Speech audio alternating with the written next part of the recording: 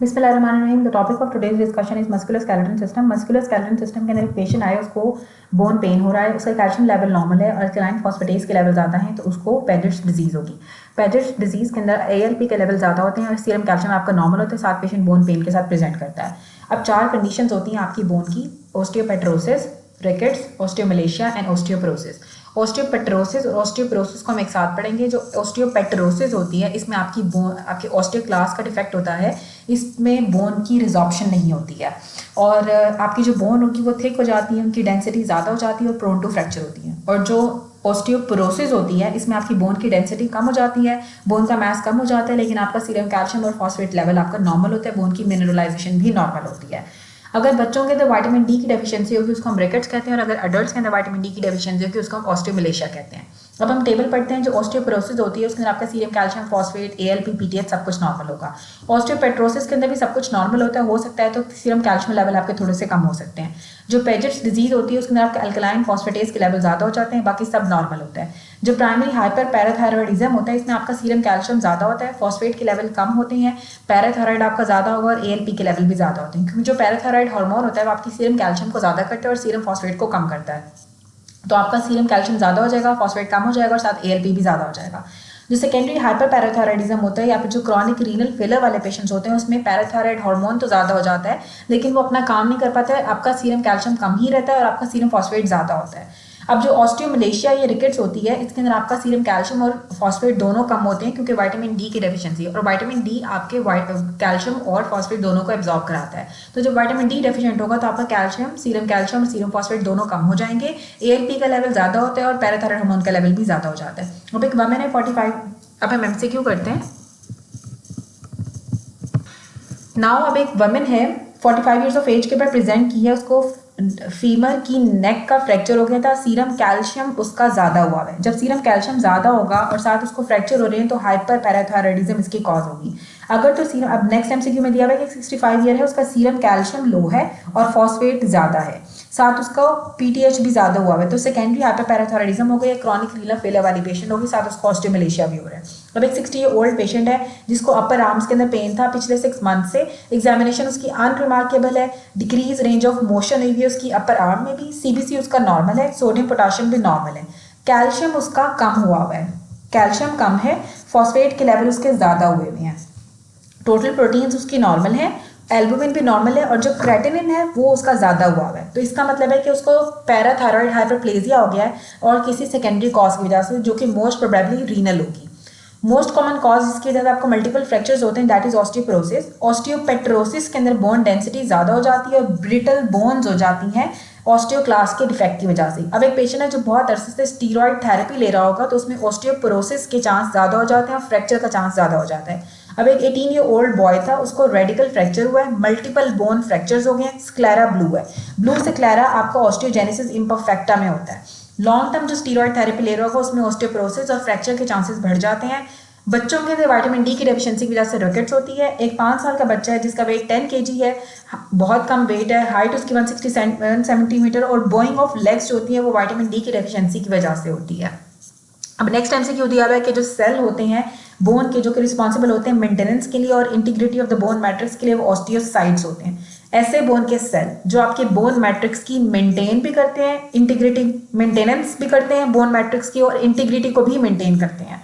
Integrity और maintenance के लिए बोन मैट्रिक्स के लिए जो सेल्स होते हैं वो ऑस्टियोसाइट्स होते हैं। Osteo mean bone, cytes mean cells, bone cells. Osteocytes आपकी बोन मैट्रिक्स को मेंटेन भी करते हैं और उसकी इंटीग्रिटी के लिए भी ऑस्टियोसाइट्स होते हैं। अब ऑस्टियोसाइट्स में 3 तरह के होते हैं, एक ऑस्टियोब्लास्ट होते हैं, बी से ब्लास्ट, ठीक है। ऑस्टियोसाइट्स होंगे आपके जो कि मैच्योर बोन सेल्स होते हैं, और ऑस्टियोक्लास्ट, और ऑस्टियोक्लास्ट आपके क्लास्ट हैं, वो आपकी रिजॉर्प्शन कराते हैं बोन की। तो ऑस्टियोब्लास्ट, बी से ब्लास्ट, बी से बोन फॉर्मिंग सेल्स। ऑस्टियोब्लास्ट आपके बोन फॉर्मिंग सेल्स होते हैं और ये मिनरलाइजेशन कराते हैं ALP से, ठीक है। ऑस्टियोब्लास्ट आपके बोन फॉर्मिंग सेल्स होते हैं, ये मिनरलाइजेशन कराते हैं ALP से। जो ऑस्टियोसाइट्स होते हैं वो मैच्योर बोन सेल्स होते हैं और वो ऑस्टियोब्लास्ट से आते हैं, ठीक है। ऑस्टियोब्लास्ट ही आपके ऑस्टियोसाइट में चेंज हो जाते हैं और ऑस्टियोब्लास्ट आपके मैच्योर होकर ऑस्टियोसाइट्स बना देते हैं और ऑस्टियोसाइट्स आपकी मैच्योर बोन सेल्स होते हैं और ये लैकुना के अंदर होते हैं। जो ऑस्टियोक्लास्ट होते हैं ये बोन की रिजॉल्व करते हैं, रिजॉर्प्शन कराते हैं बोन की, और बोन रिमॉडलिंग कराते हैं। बोन रिमॉडलिंग ऑस्टियोक्लास्ट कराते हैं, ये आपकी शैलो ग्रूव्स के अंदर होते हैं जिनको हम हॉर्सशिप लैकुना कहते हैं। ऑस्टियोक्लास्ट आपके हॉर्सशिप लैकुना के अंदर होते हैं जिनको हम शैलो ग्रूव्स कहते हैं। अब जो ऑस्टियोब्लास्ट होते हैं ना, ये ग्रोथ हार्मोन ऑस्टियोब्लास्ट की एक्टिविटी को ज़्यादा करता है और स्टीरॉइड्स आपके ऑस्टियोब्लास्ट की एक्टिविटी को कम करते हैं। जब आप ग्लूकोकॉर्टिकॉइड्स आपके ऑस्टियोब्लास्ट की एक्टिविटी को कम करते हैं और ग्रोथ हार्मोन आपकी ऑस्टियोब्लास्ट की एक्टिविटी को ज़्यादा कर देता है। ऑस्टियोपोरोसिस के अंदर स्टीरॉइड्स वाले पेशेंट के अंदर ऑस्टियोपोरोसिस हो जाती है। पोस्ट मेनोपॉजल वाले पेशेंट्स के अंदर एस्ट्रोजन की डेफिशिएंसी की वजह से मोस्ट कॉमन कॉज है ऑस्टियोपोरोसिस की। हाइपर पैराथायरॉयडिज्म के अंदर ऑस्टियोपोरोसिस हो जाती है और किडनी डिजीज वाले पेशेंट के अंदर ऑस्टियोपोरोसिस हो जाती है। ठीक है, अब जो ग्रोथ हार्मोन था वो ऑस्टियोब्लास्टिक एक्टिविटी को ज़्यादा करता है, जो स्टीरॉइड्स होते हैं वो ऑस्टियोब्लास्टिक एक्टिविटी को कम करते हैं। ऑस्टियोपोरोसिस स्टीरॉइड्स की वजह से पोस्ट मेनोपॉजल वुमेन के अंदर मोस्ट कॉमन कॉज होती है। हाइपर पैराथायरॉयडिज्म की वजह से, किडनी डिजीज की वजह से डेवलप हो जाती है। अब हम एमसीक्यू करते हैं, कौन से सेल होते हैं जो कि आपकी बोन मैट्रिक्स और बोन की फॉर्मेशन करते हैं। ऑस्टियोब्लास्ट आपकी बोन मैट्रिक्स की फॉर्मेशन भी करते हैं, फॉर्मेशन ऑफ बोन और बोन मैट्रिक्स ऑस्टियोब्लास्ट करते हैं। कौन से बोन सेल्स हैं जो बोन रिमॉडलिंग करते हैं? ऑस्टियोक्लास्ट आपके और ऑस्टियोब्लास्ट दोनों मिलकर बोन रिमॉडलिंग करते हैं। ठीक है, ऑस्टियोब्लास्ट प्लस ऑस्टियोक्लास्ट दोनों मिलकर बोन रिमॉडलिंग करेंगे। ऑस्टियोक्लास्टिक एक्टिविटी ज़्यादा हो जाती है, फ्रैक्चर हो रहे हैं, लाइटिक लीजन्स हैं, हार्मोन रिस्पॉन्सिबल होगा पैराथायरॉयड हार्मोन। पैराथायरॉयड हार्मोन की वजह से आपकी ऑस्टियोक्लास्टिक एक्टिविटी ज़्यादा हो जाती है, क्योंकि पैराथायरॉयड हार्मोन आपकी बोन से कैल्शियम को निकालता है। तो ऑस्टियोक्लास्टिक एक्टिविटी ज़्यादा हो जाती है, फ्रैक्चर होंगे, लाइटिक लीजन्स भी मिलेंगे, हार्मोन आपका पैराथायरॉयड हार्मोन होगा। ऑस्टियोपोरोसिस की most common cause post menopause होती है। एक 45 ईयर ओल्ड वुमेन है, पोस्ट मेनोपॉजल है, इंसुलिन डिपेंडेंट डायबिटीज भी है। ठीक है, अनकंट्रोल्ड डायबिटीज थी, उसको फ्रैक्चर हो गया, एक्सरे के ऊपर आपको ऑस्टियोपोरोसिस नजर आ रही है। कॉज क्या होगी? एस्ट्रोजन का कम होना। पोस्ट मेनोपॉजल वुमेन के अंदर एस्ट्रोजन के कम हो जाने की वजह से ऑस्टियोपोरोसिस डेवलप हो जाती है। हॉर्सशिप लैकुना के अंदर ऑस्टियोक्लास्ट होते हैं। हॉर्सशिप लैकुना के अंदर ऑस्टियोक्लास्ट होते हैं। जो बोन के बारे में बताया हुआ है कि newly laid uncalcified bone matrix is called osteoid. जो न्यूली लेड आपका अनकैल्सिफाइड बोन मैट्रिक्स को हम ऑस्टियोइड कहते हैं। ठीक है, newly laid uncalcified bone matrix को हम ऑस्टियोइड कहते हैं। सारे के सारे मास्कर्स होते हैं ऑस्टियोब्लास्टिक एक्टिविटी के एक्सेप्ट हाइड्रोक्सीप्रोलीन। हाइड्रोक्सीप्रोलीन ऑस्टियोब्लास्टिक एक्टिविटी का मार्कर नहीं होता है। कौन से सेल्स प्राइमरीली रिस्पॉन्सिबल होते हैं अल्कलाइन फॉस्फेटेज के लिए? ऑस्टियोब्लास्ट अल्कलाइन फॉस्फेटेज के थ्रू, एएलपी के थ्रू आपकी मिनरलाइजेशन ऑफ बोन कराते हैं। तो एएलपी के लिए जो आपको ऑस्टियोब्लास्ट होता है। प्रोस्टेट कार्सिनोमा के अंदर आपको मेटास्टेटिक लीजन नजर आता है ऑस्टियोब्लास्ट का। ठीक है, प्रोस्टेट वाले कैंसर के अंदर ऑस्टियोब्लास्ट का ही हमें मेटास्टेटिक लीजन नजर आता है। ठीक है, मेटास्टेटिक लीजन नजर आता है ऑस्टियोब्लास्ट के अंदर प्रोस्टेट के कार्सिनोमा में। बोन के अंदर एपोजिशनल ग्रोथ होती है, बोन के अंदर एपोजिशनल ग्रोथ होती है। Which of these is associated with the new born formation? New born formation आपका ऑस्टियोब्लास्ट कराता है। जो कॉम्पैक्ट बोन होती है इसमें सर्कमफ्रेंशियल लैमेला आते हैं जो कि ऑस्टियोन बनाते हैं। जो कॉम्पैक्ट बोन होती है इसमें लैमेला अरेंज्ड होते हैं रेगुलर फैशन में। ठीक है, लैमेला रेगुलर फैशन के अंदर अरेंज्ड होंगे और सर्कमफ्रेंशियल लैमेला होते हैं जो कि ऑस्टियोन बनाते हैं। सर्कमफ्रेंशियल लैमेला होते हैं जो कि ऑस्टियोन बनाएंगे और ये सारे रेगुलर फैशन के अंदर अरेंज्ड होते हैं। अब यहाँ पे लिखा हुआ है which of these bone cells has a different origin? कौन से बोन सेल्स का डिफरेंट ओरिजिन है? ऑस्टियोक्लास्ट का डिफरेंट ओरिजिन होता है। ये इस तरह से भी आता है कि वेरिएबल लाइफ किसकी होती है? Which cell has variable life? Osteoclast की वेरिएबल लाइफ होती है। Which among these is functionally different from others? Osteoclast आपका फंक्शनली डिफरेंट होता है अदर्स से। ऑस्टियोक्लास्ट की वेरिएबल लाइफ होती है, ऑस्टियोक्लास्ट का ही डिफरेंट ओरिजिन होता है, क्योंकि जो ऑस्टियोब्लास्ट और ऑस्टियोसाइट्स थे वो मेसेनकाइमल इन ओरिजिन होते हैं और जो ऑस्टियोक्लास्ट होते हैं वो हिमेटोपोइटिक लीनिएज से आते हैं। और ऑस्टियोक्लास्ट हमने पढ़ा था ये हॉर्सशिप लैकुना के अंदर होते हैं।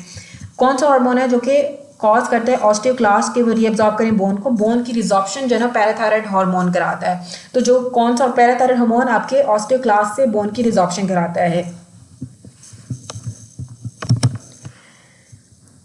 Conversion of chondrocytes to osteocytes. जो कॉन्ड्रोसाइट्स होते हैं आपके कार्टिलेज के सेल्स बोन के सेल्स के अंदर कन्वर्ट हो जाते हैं by growth hormone. Thyroid and growth hormone both cause conversion of chondrocytes to osteo. Thyroid hormone भी और ग्रोथ हार्मोन दोनों ही आपके कॉन्ड्रोसाइट्स को ऑस्टियोसाइट्स के अंदर कन्वर्ट कर देता है। अब है नेक्स्ट कि what is the secondary ossification centre for bone formation? Bone formation के अंदर जो सेकेंडरी ऑसिफिकेशन सेंटर होता है वो एपिफिसिस में होता है। जो प्राइमरी ऑसिफिकेशन सेंटर होता है वो आपकी डायफिसिस के अंदर होता है जो कि शाफ्ट होती हैं, और जो एंड्स होते हैं वो एपिफिसिस होते हैं। ठीक है, ends of the long bones को हम एपिफिसिस कहते हैं। जो सेकेंडरी ऑसिफिकेशन सेंटर है वो एपिफिसिस के अंदर होता है और जो प्राइमरी ऑसिफिकेशन सेंटर होता है वो आपकी शाफ्ट ऑफ द बोन्स में होता है। अब एक the part of developing bone which develops after birth. From a secondary centre of ossification is epiphysis, ठीक है। डेवलपिंग बोन का वो पार्ट जो कि बर्थ के बाद डेवलप होता है और आपका सेकेंडरी सेंटर ऑफ ऑसिफिकेशन बनाता है, दैट इज एपिफिसिस। जो primary centre of ossification at birth होता है वो आपकी डायफिसिस के अंदर होता है। जो secondary centre of ossification at birth होते हैं फर्स्ट प्रेजेंट होते हैं विच of the following distal femur के अंदर। डिस्टल फीमर के अंदर सबसे पहले आपका सेकेंडरी सेंटर ऑफ ऑसिफिकेशन बनता है एट बर्थ के टाइम पे। जो आपका सेकेंडरी ऑसिफिकेशन सेंटर जो एट बर्थ फर्स्ट प्रेजेंट होता है आपकी डिस्टल फीमर के अंदर, ठीक है। डिस्टल फीमर के अंदर सबसे पहले आपका सेकेंडरी ऑसिफिकेशन सेंटर होता है एट बर्थ के टाइम पे।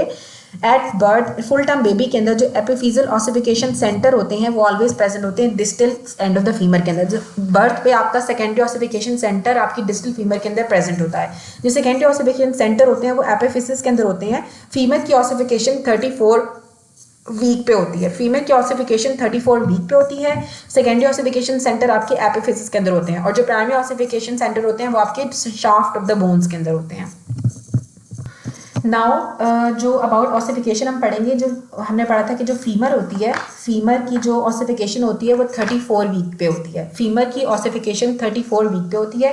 ह्यूमरस की प्राइमरी ऑसिफिकेशन स्टार्ट होती है 8th वीक में। ह्यूमर की जो प्राइमरी ऑसिफिकेशन होती है वो ह्यूमरस की, ठीक है, ह्यूमरस की जो प्राइमरी ऑसिफिकेशन होती है वो 8 वीक में स्टार्ट होती है। बोन जिसके 2 ऑसिफिकेशन सेंटर होते हैं दैट इज मैंडिबल। मैंडिबल के 2 ऑसिफिकेशन सेंटर होते हैं।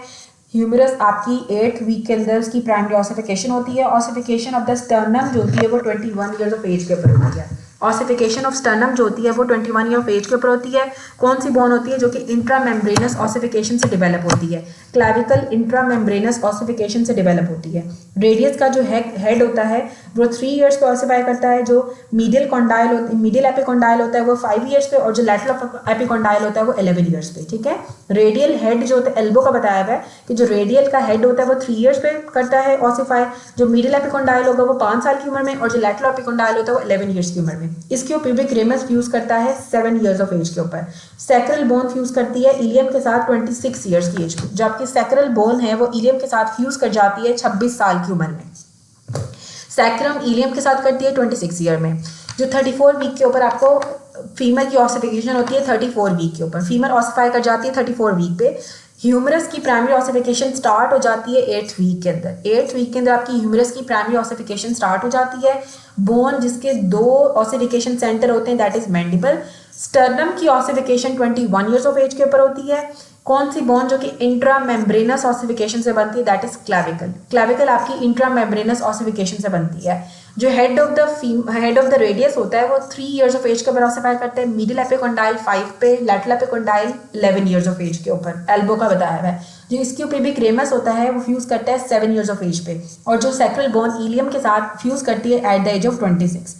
जो इविंग सार्कोमा होता है किस साइड पे होता है? डायफिसिस के अंदर। इविंग सार्कोमा आपका डायफिसिस में होता है। इसका निमोनिक दिया हुआ है जियोमेड। जियोमेड में क्या होता है? जॉइंट सेल्स एपिफिसिस में। ऑस्टियोसार्कोमा ऑस्टियोकॉन्ड्रोमा आपकी मेटाफिसिस के अंदर होता है। जो इविंग सार्कोमा होता है वो डायफिसिस में होता है, ठीक है। जो जॉइंट सेल होता है, जॉइंट सेल कार्सिनोमा होता है वो आपकी एपिफिसिस में होता है और जो ऑस्टियोसार्कोमा या जो ऑस्टियोकॉन्ड्रोमास होते हैं वो आपके एपिफिसिस मेटाफिसिस में होते हैं, ठीक है। जियोमेड, मेड से आपने याद रख लेना है कि आपका जो ऑस्टियोसार्कोमा है जो जॉइंट सेल है जियोमेड, जी से जॉइंट सेल, ई से आ जाएगा एपिफिसिस। ऑस्टियोसार्कोमा ऑस्टियोकॉन्ड्रोमा, एम से मेटाफिसिस, ई से इविंग सार्कोमा, डी से डायफिसिस। अब जो इविंग सार्कोमा होते हैं ना उसमें स्मॉल ब्लू सेल्स भी मिलते हैं हमें और 1122 क्रोमोसोमल ट्रांसलोकेशन होती है। और जो जॉइंट सेल होता है उसके अंदर हमें ओवल स्पिंडल शेप सेल्स मिलते हैं जो कि इंटरमिंगल्ड होते हैं मल्टी न्यूक्लियर जॉइंट सेल्स के साथ, ठीक है। ओवल स्पिंडल शेप सेल्स होंगे जो कि इंटरमिंगल्ड हुए होते हैं मल्टी न्यूक्लियर जॉइंट सेल्स के साथ जॉइंट सेल कार्सिनोमा के अंदर। और जो ऑस्टियोसार्कोमा ऑस्टियोकॉन्ड्रोमा होता है वो मेटाफिसिस में होता है। इविंग सार्कोमा के अंदर डायफिसिस में होता है। इसमें स्मॉल ब्लू सेल्स हमें मिलते हैं। 1122 क्रोमोसोमल ट्रांसलोकेशन होती है। अब जो most common primary bone tumour है that is osteosarcoma. Most common जो प्राइमरी मैलिग्नेंट बोन ट्यूमर है, मैलिग्नेंट भी है और प्राइमरी बोन ट्यूमर है दैट इज ऑस्टियोसार्कोमा, ठीक है। ऑस्टियोसार्कोमा ज्यादातर आपकी प्रॉक्सिमल टिबिया और डिस्टल फीमर के अंदर अराउंड होता है और ये क्या होगा? Most common primary malignant tumour. जो most common primary malignant tumour है that is osteosarcoma. Most common malignant tumour of the bone in second decade of life, ठीक है। सेकंड डेकेड ऑफ लाइफ के अंदर भी सबसे जो मोस्ट कॉमन बोन ट्यूमर होता है that is osteosarcoma. Strontium 90 release होता है एटॉमिक बॉम्ब से, जो नोटोरियस है ऑस्टियोसार्कोमा के लिए। जो स्ट्रॉन्शियम 90 है ना, वो आपके ऑस्टियोसार्कोमा के साथ रिलेटेड होता है, ऑस्टियोसार्कोमा कराता है strontium 90। Second decade of life के अंदर भी ऑस्टियोसार्कोमा होता है, और जो प्राइमरी मेलिग्नेंट ट्यूमर है that is osteosarcoma most common जो बिनाइन ट्यूमर है that is osteochondroma. Malignant most common osteosarcoma है, और जो बिनाइन है that is osteochondroma. Giant cell tumor x-ray के ऊपर आपको सो बबल अपेयरेंस आती है। जाइंट सेल ट्यूमर में, जाइंट सेल ट्यूमर के एक्सरे पे सो बबल अपेयरेंस आती है। एक 20 ईयर ओल्ड फीमेल थी, प्रेजेंट की है प्रॉक्सिमल टिबिया की स्वेलिंग के साथ। रेडियोलॉजी के ऊपर एपिफिसिस और मेटाफिसिस उसके इन्वॉल्व है। हिस्टोलॉजी के ऊपर मल्टी न्यूक्लिएटेड जाइंट सेल्स नजर आ रही हैं, तो जाइंट सेल ट्यूमर होगा। अगर आपको हिस्टोलॉजी पे मल्टी न्यूक्लिएटेड जाइंट सेल्स नजर आए और उसकी एपिफिसिस इन्वॉल्व हो, ठीक है, और प्रॉक्सिमल टिबिया की स्वेलिंग मिली है, तो उसको जाइंट सेल ट्यूमर होगा। और जाइंट सेल ट्यूमर के अंदर हमें सो बबल अपेयरेंस आती है एक्सरे पे।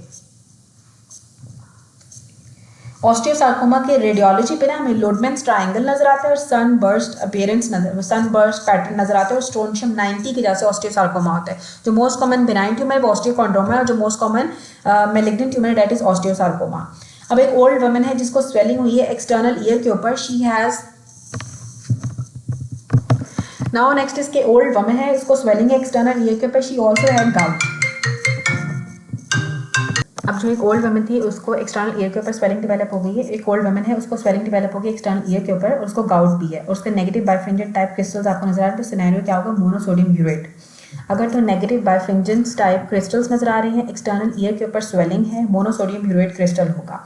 अब गाउट और सूडो गाउट का डिफरेंस हम पढ़ते हैं। जो गाउट होता है ना, इसमें क्रिस्टल डेपोजिशन डिजीज होती है। जो सूडो गाउट है, जो गाउट है ये क्रिस्टल डेपोजिशन डिजीज होती है, और जो सूडो गाउट है ये भी क्रिस्टल डेपोजिशन डिजीज है। गाउट के अंदर हमें मोनोसोडियम यूरेट क्रिस्टल्स नजर आते हैं जॉइंट्स में और अदर टिश्यूज के अंदर। सूडो गाउट में हमें कैल्शियम पायरोफॉस्फेट की डेपोजिशन होती है एज अ क्रिस्टल भी आर्टिकुलर कार्टिलेजेस के अंदर। आर्टिकुलर कार्टिलेजेस के अंदर आपके जो कैल्शियम पायरोफॉस्फेट की डेपोजिशन होती है सूडो गाउट के अंदर, कैल्शियम पायरोफॉस्फेट सूडो गाउट के अंदर होता है, और मोनोसोडियम यूरेट क्रिस्टल्स आपके गाउट के अंदर होते हैं।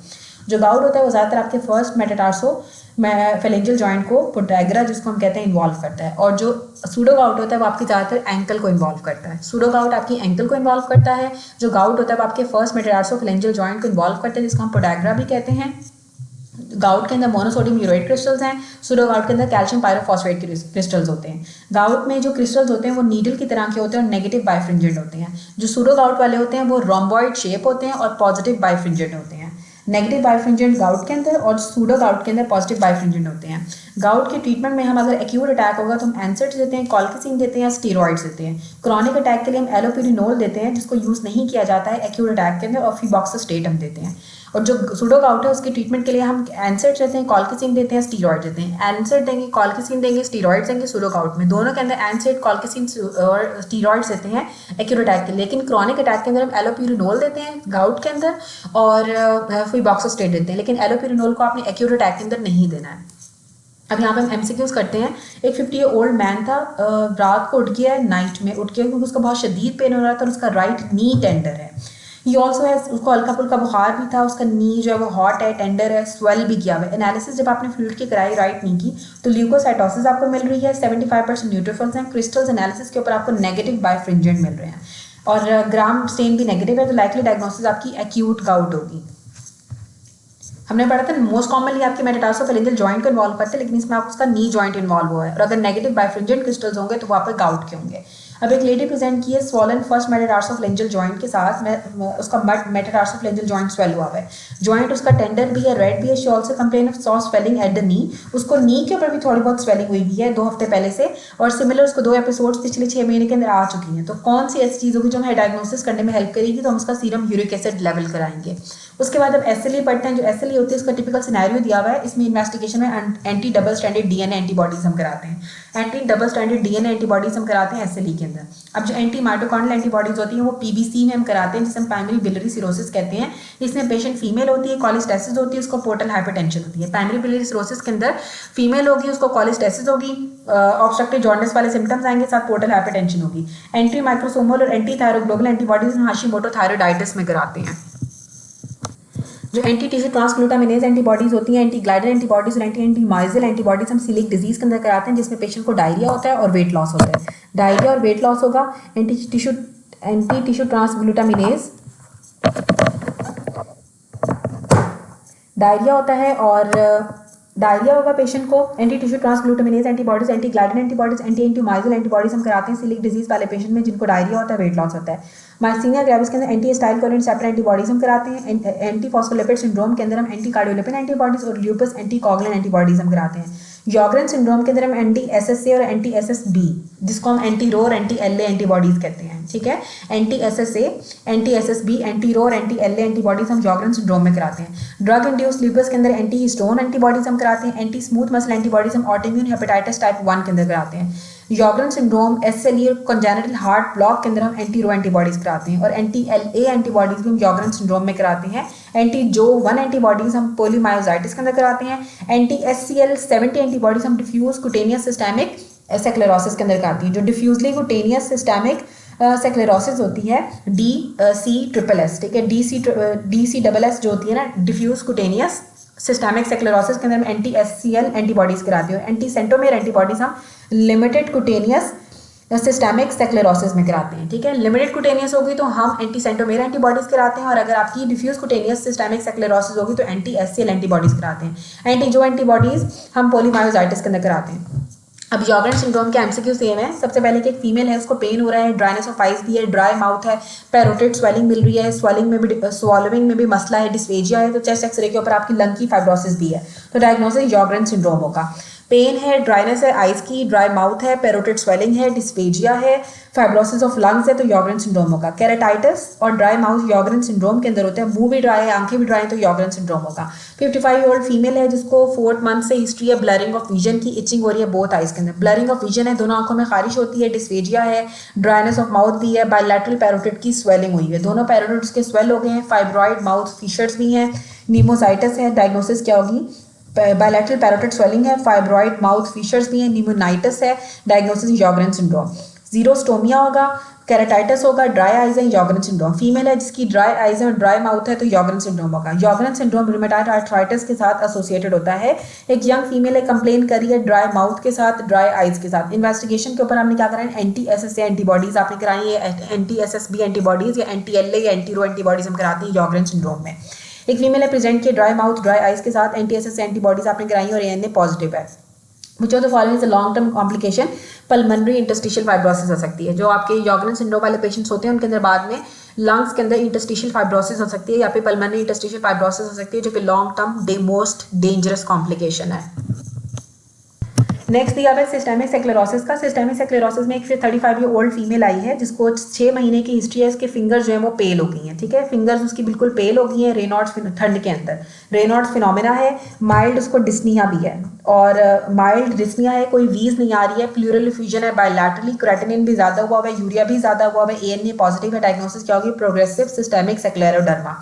डिस्फेजिया आपका स्क्लेरोडर्मा के अंदर होता है। अगर ओल्ड लेडी है जिसको डिफिकल्टी हो रही है स्वॉलिंग के अंदर, स्किन के ऊपर ब्रूज है, पुअर लेडी है और कीबोर्ड के ऊपर टाइप भी नहीं कर पा रही, तो उसको क्या होगा? क्रेस्ट सिंड्रोम होगा।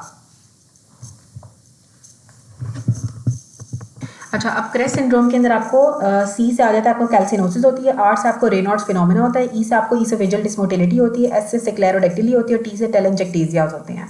वो कीबोर्ड पे टाइप नहीं कर पा रही क्योंकि उसको स्क्लेरोडेक्टिली है। ब्रूज स्किन का मतलब है टेलेंजेक्टेसियाज हैं, ठीक है। डिफिकल्टी इन स्वॉलोइंग है, इसका मतलब है ईसोफेजियल डिस्मोटिलिटी है। साथ ही इसमें कैल्सिनोसिस होती है, रेनॉल्ड्स फिनोमेना होता है, ईसोफेजियल डिस्मोटिलिटी होती है, स्क्लेरोडेक्टिली होती है, टेलेंजेक्टेसियाज होते हैं। अब एक 3 ईयर ओल्ड चाइल्ड है, उसको रिकरेंट इन्फेक्शन हो रही है, बार बार इन्फेक्शन हो रही है, एक्जिमेटस स्किन है उसकी, ठीक है, present to you with a bloody diarrhoea और IgA के लेवल उसके नॉर्मल है। मोस्ट लाइकली डायग्नोसिस क्या होगी? Wiskott Aldrich syndrome. Wiskott Aldrich syndrome के अंदर ब्लडी डायरिया होता है, IgA के लेवल नॉर्मल होंगे और एक्जिमेटस रैशेज होंगे और 3 ईयर ओल्ड चाइल्ड है। स्किन रैश है ऑन बोथ शिन के ऊपर, हाइलर लिम्फेडिनोपैथी है, ठीक है, शिन के ऊपर रैश आपको मिल रहा है, हाइलर लिम्फेडिनोपैथी है, तो आपका जो आई की इन्वॉल्वमेंट भी है, तो क्या होगा? लॉफ्ट्रिन सिंड्रोम होगा। एक फीमेल है, डेवलप की है proximal symmetrical muscle weakness. Proximal symmetrical muscle weakness है, पावर्स की 3/5 है, एंटी जो एंटीबॉडीज की पॉजिटिव है। What are the features most likely associated with it? Skin rash भी उसको होगा। जो एंटीबॉडीज पोलीमायोजाइटिस के अंदर होती हैं, जिसमें आपको सिमेट्रिकल मसल वीकनेस होती है, पावर 3/5 होती है, और आपकी जो एंटीबॉडीज अगर पॉजिटिव है तो उसको स्किन रैश भी होगा पोलीमायोजाइटिस वाले पेशेंट्स के अंदर। को डर्मेटोमाइजाइटिस भी हो सकता है। रिकरेंट अबॉर्शन टेस्ट आप कराते हो ल्यूपस एंटीकॉगुलेंट में। रिकरेंट अबॉर्शन टेस्ट हम कराते हैं ल्यूपस एंटीकॉगुलेंट के लिए। रिकरेंट अबॉर्शन टेस्ट कराते हैं ल्यूपस एंटीकॉगुलेंट के अंदर। इन्वेस्टिगेशन आप करा रहे हो प्राइमरी बिलियरी सिरोसिस की, इसमें आपकी एंटी माइटोकॉन्ड्रियल एंटीबॉडीज पॉजिटिव होती हैं। एक वुमन प्रेजेंट किया डिस्फेजिया के साथ, वर्सनिंग हो गया, 3 महीने से उसको डिस्फेजिया और now it is difficult for her to swallow the pudding, कि वो अब जो है ना वो खीर वगैरह भी नहीं खा पा रही, उसको इतना ज़्यादा डिस्फेजिया हो गया। एग्जामिनेशन ऑफ नेक के ऊपर एनलार्ज लिम्फ नोड्स हैं on the side of neck, तो कार्सिनोमा क्या होगा? इसोफेगस का कार्सिनोमा होगा अगर उसके लिम्फ नोड्स एक साइड पे एनलार्ज हुए हैं, साथ उसको इतना प्रोग्रेसिव डिस्फेजिया हो गया कि वो अब वर्सनिंग डिस्फेजिया है और इतना डिफिकल्ट हो गया कि अब उससे सॉलिड्स भी स्वॉलो नहीं कर पा रही है। और फॉस्फोलिपिड कार्डियोलिपिन प्रेजेंट होती है माइटोकॉन्ड्रियल मेम्ब्रेन के अंदर। जो एंटी कार्डियोलिपिन एंटीबॉडीज या फिर जो फॉस्फोलिपिड कार्डियोलिपिन एंटीबॉडीज होती हैं वो आपकी माइटोकॉन्ड्रियल मेम्ब्रेन के अंदर होती हैं। जो एंटी कार्डियोलिपिन एंटीबॉडीज होती हैं वो हम एंटी फॉस्फोलिपिड सिंड्रोम के अंदर कराते हैं और ये माइटोकॉन्ड्रियल मेम्ब्रेन के अंदर होती है। जो ऑटोइम्यून पैंक्रेटाइटिस होता है वो आईजीजी की वजह से होता है। आईजीजी की वजह से आपको ऑटोइम्यून पैंक्रेटाइटिस होता है। गर्ल है, इसको बटरफ्लाई रैश है, एसएलई होगी। तो मोस्ट सेंसिटिव टेस्ट जो होता है वो एएनए होता है। सेंसिटिव जो होगा ना मोस्ट टेस्ट वो आपका एएनए होता है, और जो मोस्ट स्पेसिफिक होता है वो आपका एंटी डबल स्ट्रैंडेड एंटीबॉडीज होती हैं। एंटी डीएस डीएनए एंटीबॉडीज जो होती हैं वो anti double stranded DNA antibodies आपकी मोर स्पेसिफिक होती हैं। और अगर ये रीनल डिजीज पुअर प्रोग्नोसिस होती है इनकी, और रीनल डिजीज में आपकी पॉजिटिव होती है anti double stranded DNA antibodies. जो एएनए होती है वो सेंसिटिव होती है लेकिन स्पेसिफिक नहीं है। एंटी स्मिथ एंटीबॉडीज आपकी स्पेसिफिक होती है लेकिन प्रोग्नोस्टिक नहीं होती हैं। जो एंटी हिस्टोन एंटीबॉडीज होती हैं वो ड्रग इंड्यूस ल्यूपस के अंदर हम कराते हैं हाइड्रोलेजीन और प्रोकेनामाइड। हाइड्रोलेजीन प्रोकेनामाइड आपको ड्रग इंड्यूस ल्यूपस कराते हैं और इनके अंदर एंटी हिस्टोन एंटीबॉडीज हम कराते हैं। C3 के लेवल कम होंगे, C4 के लेवल भी कम होते हैं। Formation of complexes lead to the consumption of complement. Complexes की फॉर्मेशन की वजह से आपकी कॉम्प्लीमेंट की C3 और C4 के लेवल कम हो जाते हैं। जब आपके कॉम्प्लेक्सेस बनते हैं तो आपकी कॉम्प्लीमेंट कंज्यूम हो जाता है। एंटी रो एंटीबॉडीज कॉन्जेनिटल हार्ट ब्लॉक के अंदर होती हैं। एंटी रो एंटीबॉडीज आपकी हमने पढ़ा था कि यॉर्गन सिंड्रोम के अंदर भी होती हैं, एसएलई के अंदर भी होती हैं, और कॉन्जेनिटल हार्ट ब्लॉक के अंदर एंटी रो एंटीबॉडीज होती हैं। अब यहाँ पे दिया हुआ कि जो मोस्ट स्पेसिफिक टेस्ट होता है एसएलई के लिए वो antibody to double stranded DNA आपकी मोस्ट स्पेसिफिक होती हैं। और अगर एंटी डबल स्ट्रैंडेड डीएनए नहीं दी हुई होगी तो फिर आपने एंटी स्मिथ एंटीबॉडीज को सिलेक्ट करना है। जो मोस्ट सेंसिटिव टेस्ट होता है वो एएनए हम कराते हैं, एंटी न्यूक्लियर एंटीबॉडीज हम कराते हैं। एक लॉन्ग सिनेरियो दिया हुआ था एसएलई का, एंड में पूछा हुआ था कि हम स्क्रीनिंग के लिए क्या करते हैं, तो स्क्रीनिंग के लिए हम एएनए कराते हैं एसएलई के पेशेंट के अंदर। जो फंडामेंटल टेस्ट है एसएलई के लिए इसमें क्या होता है, फेलियर हो जाता है बी सेल्स का, टी सेल्स का, कि वो टॉलरेट करते हैं सेल्फ एंटीजन को। फंडामेंटल डिफेक्ट एसएलई के अंदर ये आता है कि जो बी सेल्स और जो टी सेल्स होते हैं वो आपके सेल्फ एंटीजन के को टॉलरेट करने के लिए फेलियर हो जाता है, कि वो आपके सेल्फ एंटीजन को भी टॉलरेट नहीं कर पाते हैं बी सेल्स और टी सेल्स। लो कॉम्प्लीमेंट लेवल आपको मिलता है एसएलई में। एसएलई के अंदर आपकी कॉम्प्लीमेंट लेवल आपका लो हो जाता है। एक पेशेंट, एक गर्ल है, उसको बटरफ्लाई रैश है, जॉइंट पेन है, हिस्ट्री ऑफ एबॉर्शन भी है, तो मोस्ट लाइकली डायग्नोसिस क्या होगी, एसएलई। एसएलई के अंदर आपको बटरफ्लाई रैश होता है, जॉइंट पेन होता है और हिस्ट्री ऑफ एबॉर्शन होती है। एक गर्ल आई है जिसको रैश है फेस के ऊपर आफ्टर गोइंग इन द सन, ठीक है, सन के अंदर जाने के बाद फेस के ऊपर उसको रैश डिवेलप हो जाता है। बायोप्सी के ऊपर उसकी आईजीजी नजर आ रही है, सराउंडिंग एरिया क्लियर है, कोई और एबनॉर्मलिटी नहीं है, एएनए पॉजिटिव है, तो उसको क्या होगी, डिस्क्वाइड एसएलई। रैश हो जाता है सन में जाने के बाद, बायोप्सी के ऊपर आपको आईजीजी नजर आ रही है, विद सराउंडिंग एरिया क्लियर है, कोई एबनॉर्मलिटी नहीं नजर आ रही, एएनए पॉजिटिव है, तो उसको डिस्क्वाइड एसएलई होगी। एंटी न्यूक्लियर एंटीबॉडीज हमें सिस्टेमिक ल्यूपस में मिलती हैं। एंटी न्यूक्लियर एंटीबॉडीज जो होती हैं वो हमें सिस्टेमिक ल्यूपस में मिलती हैं।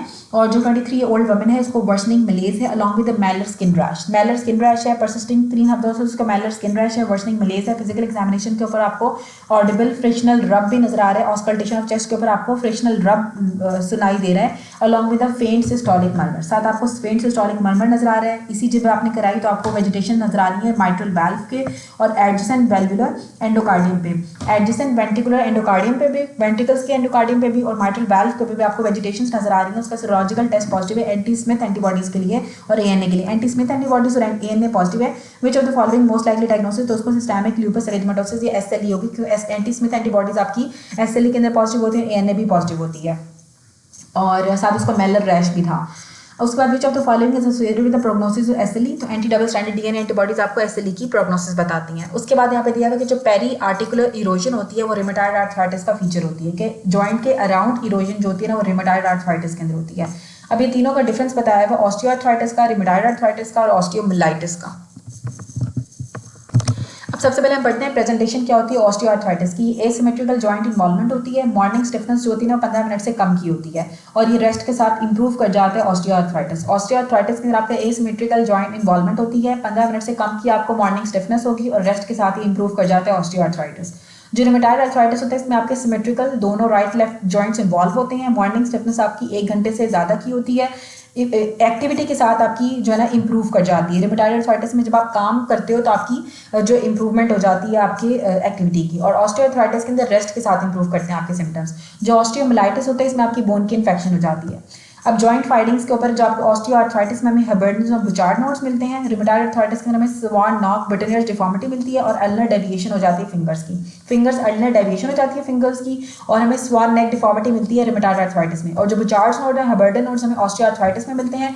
ऑस्टियोमाइलाइटिस वाले पेशेंट को तो लोकलाइज पेन होगा, टेंडरनेस होगी और साथ बुखार हो सकता है। जब रेडियोग्राफिक फाइंडिंग्स लेते हैं तो हमें ऑस्टियोआर्थराइटिस के अंदर लॉस मिलता है। एल से क्या होगा, जॉइंट स्पेस आपकी लॉस हो जाती है, टिपिकली नॉन यूनिफॉर्म आपकी जॉइंट स्पेस का लॉस होगा। ऑस्टियोफाइट्स मिलते हैं, सब आर्टिकुलर सेक्लेरोसिस मिलती है, सब कॉन्ड्रल सिस्ट मिलती हैं, ठीक है, सब कॉन्ड्रल सिस्ट मिलती हैं। अब इसमें क्या होगा, loss of joint space LOS होता है, LOSS होता है, लॉस ऑफ जॉइंट स्पेस हो जाएगी जो कि नॉन यूनिफॉर्म होगी। ऑस्टियोफाइट्स मिलेंगे O से, S से सब आर्टिकुलर सेक्लेरोसिस हो जाएगी और सब कॉन्ड्रल सिस्ट मिलती है। कार्टिलेज के नीचे सिस्ट मिलेंगे और आर्टिकुलर कार्टिलेज आपकी जो बोन वाली जगह होती है वहां पर आपको सेक्लेरोसिस मिलेगी। अब जो रिमेटॉइड आर्थराइटिस होता है इसमें आपकी जॉइंट स्पेस का लॉस होगा, लेकिन वो टिपिकली यूनिफॉर्म होता है। आपके सॉफ्ट टिश्यू स्वेल कर जाते हैं, इरोजन आपको मिलती है, पेरी आर्टिकुलर इरोजन्स होती हैं और पेरी आर्टिकुलर ऑस्टियोपीनिया हो जाता है। ऑस्टियोमाइलाइटिस MRI हम कराते हैं, ऑस्टियोमाइलाइटिस के लिए हम कभी भी ऑस्टियोमाइलाइटिस के लिए हम एक्सरे नहीं कराते। अब जो लैब फाइंडिंग्स हैं, जो ऑस्टियोआर्थराइटिस के अंदर आपका रूमेटिक RA फैक्टर नेगेटिव होता है, ESR और CRP आपके नॉर्मल होते हैं, NT-CCP आपकी जो है वो NT-CCP भी नेगेटिव होगी। रिमेटॉइड आर्थराइटिस के अंदर आपका RA फैक्टर पॉजिटिव होता है, 70% नॉन स्पेसिफिक है। आपका ESR और C रिएक्टिव प्रोटीन आपकी रेज्ड होती हैं रिमेटॉइड आर्थराइटिस के अंदर, और जो NT-CCP होती है वो पॉजिटिव होती है 90% ऑफ द पेशेंट्स के अंदर। अब जो ऑस्टियोमाइलाइटिस है इसमें आपको जो मोस्ट कॉमन एजेंट होता है ऑस्टियोमाइलाइटिस का वो स्टैफ ऑरियस होता है। आईवी ड्रग यूजर्स के अंदर स्टैफ ऑरियस की वजह से ऑस्टियोमाइलाइटिस डेवलप हो जाता है, और नियोनेट्स के अंदर हीमोफिलस इन्फ्लुएंजा की वजह से ऑस्टियोमाइलाइटिस होता है। सिकल सेल डिजीज वाले पेशेंट के अंदर साल्मोनेला ऑस्टियोमाइलाइटिस कराता है। सिकल सेल डिजीज में साल्मोनेला, नियोनेट्स के अंदर Haemophilus influenza, ivy drug users के अंदर स्टैफ ऑरियस, और मोस्ट कॉमन एजेंट जो होता है वो स्टैफ ऑरियस होता है जो कि ऑस्टियोमाइलाइटिस कराते हैं। ऑस्टियोमाइलाइटिस जो कराते हैं most common agent is staph aureus. IV drug users के अंदर क्या होता है, हमारे पास स्टैफ ऑरियस होता है, न्यूनेट्स के अंदर हीमोफिलस इन्फ्लुएंजा और सिकल सेल डिजीज के अंदर साल्मोनेला। अब जो मोस्ट कॉमन मैनिफेस्टेशन है ऑटोइम्यून डिजीज की वो हेमेटोलॉजिकल चेंजेस होती हैं। ऑटोइम्यून डिजीज की मोस्ट इंपॉर्टेंट मैनिफेस्टेशन यही होती है कि उसमें आपको हेमेटोलॉजिकल चेंजेस होते हैं। जो पेरी आर्टिकुलर इरोजन होती है वो रिमेटॉइड आर्थराइटिस में होती है। जो मोस्ट स्पेसिफिक मार्कर है रिमेटॉइड आर्थराइटिस का वो NT-CCP होता है। रिमेटॉइड आर्थराइटिस के अंदर आपकी एंटीसिटोलिन प्रोटीन्स होती हैं वो आपकी पॉजिटिव होती है 90% होती है। 90% केसेस के अंदर आपकी जो NT-CCP होती है वो पॉजिटिव होती है। रिमेटॉइड आर्थराइटिस के अंदर एक मिडिल एज वुमन थी जो कंप्लेन कर रही है, उसको हाथों में दर्द होता है, making unable to perform the daily activity भी नहीं कर पा रही। In 6 years and hand had starting to deform, 6 सालों में उसके हाथों की डिफॉर्मिटी स्टार्ट होगी, उसको नोड्यूल्स नजर आ रही हैं एक्सटेंसर सर्फेस के ऊपर, तो कॉज क्या होगी, rheumatoid arthritis. 45 year old female आई है जिसको जॉइंट्स हड्डियों में दर्द होता है, मॉर्निंग स्टिफनेस होती है, पेन होता है, पेन कुछ मिनट तक रहता है, तो दैट इज ऑस्टियोआर्थराइटिस। अगर तो कुछ मिनट तक पेन रहेगा तो दैट इज ऑस्टियोआर्थराइटिस, और अगर 1 घंटे से ज़्यादा तक मॉर्निंग स्टिफनेस रहती है दैट इज रिमेटॉइड आर्थराइटिस।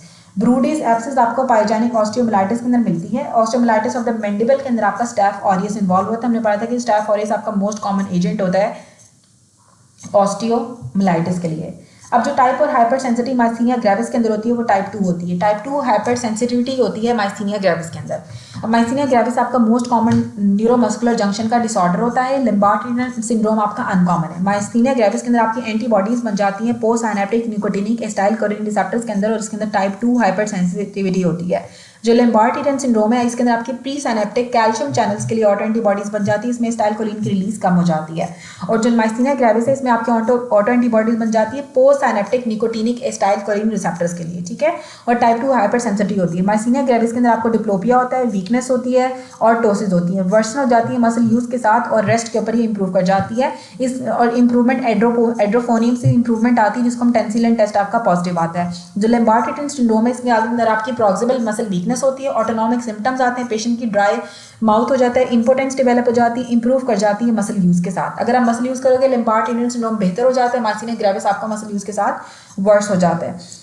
जो मार्सिनिया ग्रेविस होता है वो थायमिक हाइपरप्लेजिया थाइमोमा के साथ एसोसिएटेड होता है, और जो लैम्बार्ट टीनियन सिंड्रोम है वो small cell carcinoma of the lung के साथ एसोसिएटेड होता है। स्टाइल कोलिनेस्टरेज इनहिबिटर पायरोस्टिग्मीन और नियोस्टिग्मीन का मिनिमल इफेक्ट होता है पायरोस्टिग्मीन और नियोस्टिग्मीन का इफेक्ट होता है मार्सिनिया ग्रेविस के अंदर, और लैम्बार्ट टीनियन सिंड्रोम के अंदर पायरोस्टिग्मीन और नियोस्टिग्मीन का मिनिमल इफेक्ट होता है। जो मार्सिनिया ग्रेविस है इसमें जो एंटीबॉडीज होती हैं वो निकोटीनिक रिसेप्टर्स के अगेंस्ट होती हैं। The receptors for the acetylcholine in nicotine are present neuromuscular junction. ठीक है, निकोटीन के और स्टाइलकोलिन के रिसेप्टर्स आपकी न्यूरोमस्कुलर जंक्शन के ऊपर होते हैं। जो मोस्ट कॉमन न्यूरोमस्कुलर जंक्शन का डिसऑर्डर है वो मार्सिनिया ग्रेविस है।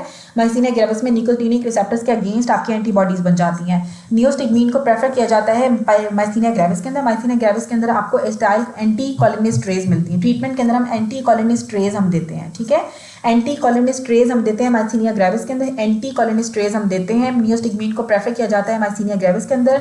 मार्सिनिया ग्रेविस के अंदर आपकी पैथोजेनेसिस के अंदर आपकी आईजीजी होती है। स्टाइलकोलिन एंटीबॉडीज आपकी मार्सिनिया ग्रेविस के अंदर होती हैं, और जो ऑटो एंटीबॉडीज अगर आपकी कैल्शियम चैनल के अगेंस्ट होंगी वो लैम्बार्ट ईटन मार्सिनिक सिंड्रोम के अंदर होती हैं। डायग्नोस्टिक टेस्ट मार्सिनिया ग्रेविस के लिए हम ईएमजी कराते हैं। मार्सिनिया ग्रेविस की इन्वेस्टिगेशन के अंदर हम बेस्ट इनिशियल टेस्ट आपने स्टाइलकोलिन रिसेप्टर एंटीबॉडीज करानी होती हैं, जो कि 80 से 90% सेंसिटिव होती हैं। वो पेशेंट जिनको ये एंटीबॉडीज नहीं आते उनको हम एंटी मस्क एंटीबॉडीज कराते हैं, जो कि मसल स्पेसिफिक काइनेज होती है। ठीक है, अगर एक एंटी स्टाइलकोलिन रिसेप्टर एंटीबॉडीज 80 to 90% के अंदर पॉजिटिव है, अगर वो नेगेटिव आ रही है तो फिर आपने एंटी मस्क एंटीबॉडीज करानी होती हैं, जो कि मसल स्पेसिफिक काइनेज होती है। एड्रोफोनियम हम शॉर्ट एक्टिंग इनहिबिटर होता है स्टाइलकोलिनेस्टरेज का। जो मोस्ट एक्यूरेट टेस्ट है वो इलेक्ट्रोमायोग्राफी हम कराते हैं, जिसमें आपकी स्ट्रेंथ डिक्रीज हो जाती है जब आप रेपिटेटिव स्टिमुलेशन करते हो। सीटी स्कैन एमआरआई करा के आप थाइमोमा को रूल आउट करते हो। सीटी विद कंट्रास्ट आपका बेस्ट होता है कि आपने थाइमोमा को रूल करना होता है। इनिशियल ड्रग जो हम देते हैं मार्सिनिया ग्रेविस के अंदर स्टाइलकोलिन की डिग्रेडेशन को रिड्यूस करने के लिए न्यूरोसाइनेप्टिक जंक्शन दैट इज नियोस्टिग्मीन। ठीक है, इनिशियल ड्रग हम नियोस्टिग्मीन देते हैं। अब पेशेंट आए मार्सिनिया ग्रेविस के साथ, उसको ट्रीट किया आपने नियोस्टिग्मीन और एट्रोपिन के साथ, बट स्टिल सिम्टोमेटिक। ठीक है, नियोस्टिग्मीन और एट्रोपिन दी लेकिन फिर भी वो सिम्टोमेटिक है, तो हम उसको टेस्ट डोज देते हैं एड्रोफोनियम की, relieve the symptoms. What are reasonable approach for the future management? आपको नियोस्टिग्मीन की डोज को ज़्यादा कर देना है। अगर नियोस्टिग्मीन एट्रोपिन आप दे रहे हो, एड्रोफोनियम देने के बाद भी सिम्टम्स रिलीव नहीं कर रहे हैं, तो फिर आपने नियोस्टिग्मीन की डोज को बढ़ा देना होता है। जो इनहेरिटेड कंडीशन होती है जिसमें आपका पोटाशियम का लेवल लो हो जाता है और आपकी मसल की टोन डिक्रीज हो जाती है, that is familial periodic paralysis. Familial periodic paralysis के अंदर आपके पोटाशियम के लेवल कम हो जाते हैं, मसल टोन आपकी कम हो जाती है, वीकनेस होती है। कौन सी एंटीबॉडी टारगेटेड होती है लैम्बार्ट ईटन सिंड्रोम के अंदर? वोल्टेज गेटेड कैल्शियम चैनल्स के अगेंस्ट आपकी एंटीबॉडी होती है लैम्बार्ट ईटन सिंड्रोम में।